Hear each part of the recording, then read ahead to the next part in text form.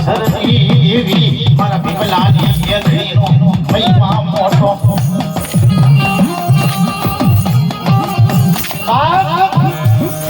મારી ગેલેરીના પારસ કદાચની મલબા રોવાડું હતું અને રોવાડાનો હિસાબ ન લે ને તેથી મારા ભીમલાના ભાગલાની દેવી મારી ભાગલાના દાદાની દેવી ગાડી ગેલેરી નથી આવતો